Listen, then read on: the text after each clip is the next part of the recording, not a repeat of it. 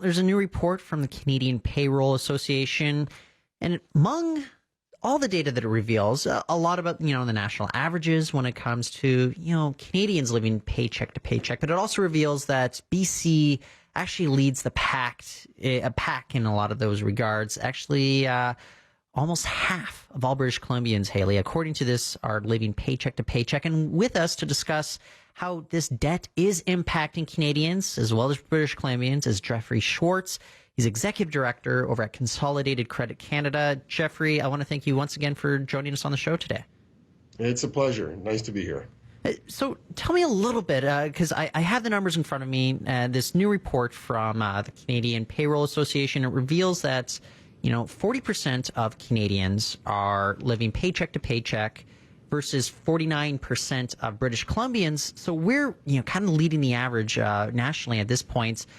In your opinion, what does that say about British Columbia? Are there a lot more expenses that we're having to pay for? Is this more about just how we deal with bringing on debt?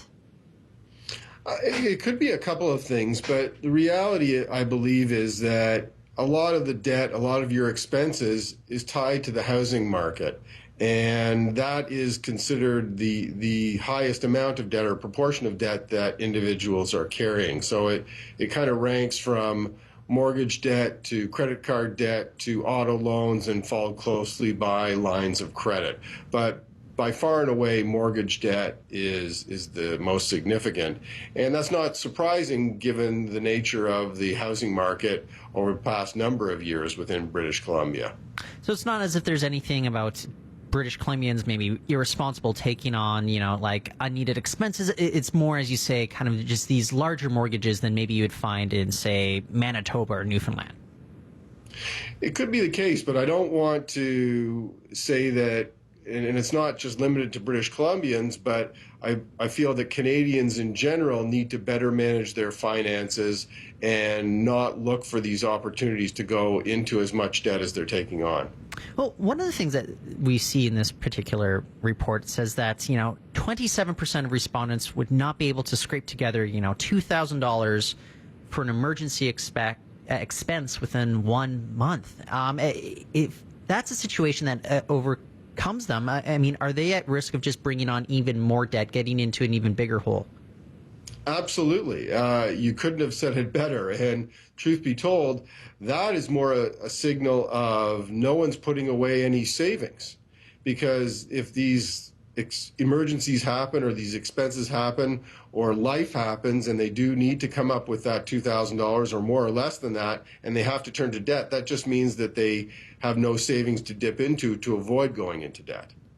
Jeffrey, sometimes one of the arguments made for people who choose to rent as opposed to buy a place that they can sock away some more money in savings. But as we know, in Vancouver, the costs of rent have actually gone up quite significantly. From your data, have you noticed any notable difference between the financial well-being of people who choose to rent versus those who are carrying a mortgage? Well, I think we have to look at that in a different way, and that's a great question. Is everybody, and I think Canadians in general, love the idea of owning a home, and in some cases it's been a really good investment.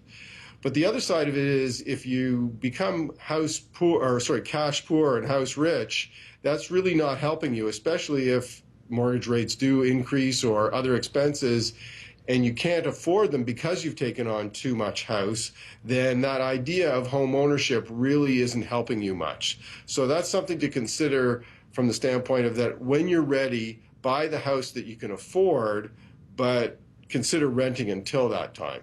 Well, I'm curious, what other advice do you have for people that are kind of dealing with all this debt that's just increasing, especially as we find out in this report, just a lot of people are just living paycheck to paycheck. What advice do you have, to get people out from under that particular condition? Well, like we've been talking about, the two biggest issues are too much debt and not enough savings. So let's address those. As it relates to savings, we encourage people to have 3 to 6 months worth of their salary in a savings account, so that in the event of unexpected expenses or emergencies or loss of income, they don't have to turn to debt. And we do that by paying ourselves first. So socking away as much as you can from your paycheck, 10 to 15%, each time it comes in automatically going into a savings account, that's going to help. That type of activity will help you, and then living with the rest. If you're trying to reduce debt, no new debt. Live within your means. And for goodness sake, get on a budget. Track all your nickels and dimes and understand where you're spending your money. If it's impulse spending, then try and reduce that. Do a better job of planning your food and your meals. Understand that this impulse spending is coming from you reacting to wants and not needs. And if you're trying to reduce debt and save money, you want to only react to the needs, not necessarily the wants. Bring your own lunch to work. You don't necessarily have to go out and buy it. Now, a lot of this is really simple advice, but truth be told, for many, because of the habits they have, it's not easy. And you might want to seek the help of a trusted financial advisor or a credit counseling agency like Consolidated. But they can help you, guide you through this path so that you do have success. Thank you very much, Jeffrey. It's always great having you on the show. And of course, I just want to mention that I bring my lunch to work every single day. I don't buy. Good for you. Excellent. Well, that is Jeffrey Schwartz. He is Executive Director at Consolidated Credit Canada.